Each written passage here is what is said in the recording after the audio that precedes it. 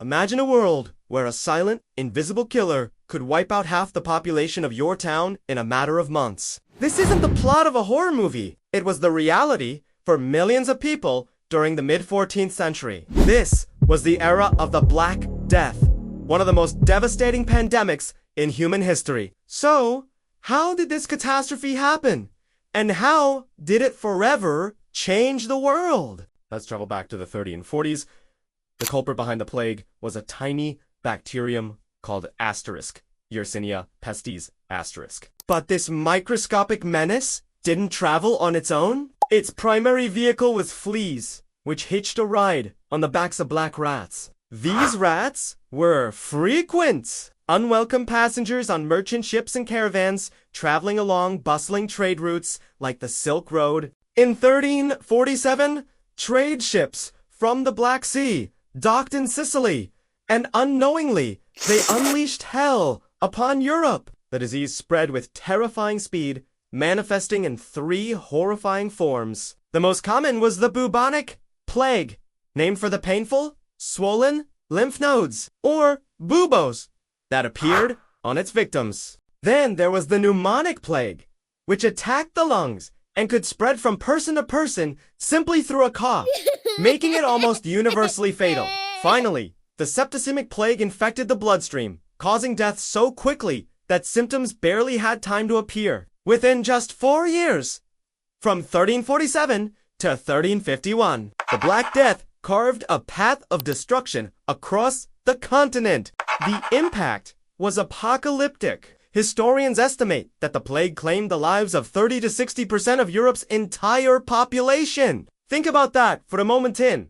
Some cities, more than half the people were gone. This unimaginable death toll led to a complete societal breakdown. Fear and panic were rampant. People abandoned their homes, their jobs, and even their own sick family members. Basic services collapsed. There weren't enough living people to bury the dead. This crisis of humanity also triggered a crisis of faith. Some turned to extreme religious devotion, like the flagellants who whipped themselves in public, believing the plague was divine punishment.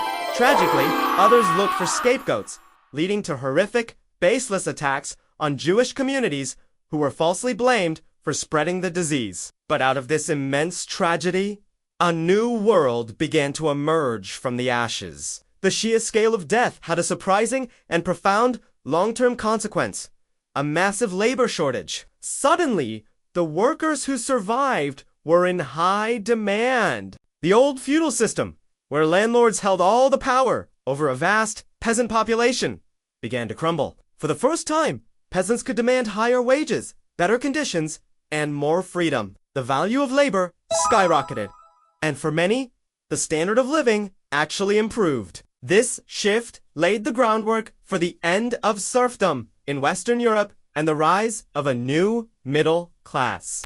The Black Death also forced a rethink in medicine. While 14th century doctors were powerless against the plague, the experience highlighted the need for a more scientific approach. It pushed society towards public health innovations, like the concept of quarantine isolating the sick to prevent the spread of disease, a practice we still use today. The sheer inadequacy of old methods encouraged a greater emphasis on direct observation and study of the human body. So, while the Black Death was a period of unimaginable darkness and loss, its legacy is complex. It not only devastated a continent, but also acted as a powerful, undebatable, Buddha-taught catalyst for social, economic, and even scientific change, ultimately helping to shape the modern world.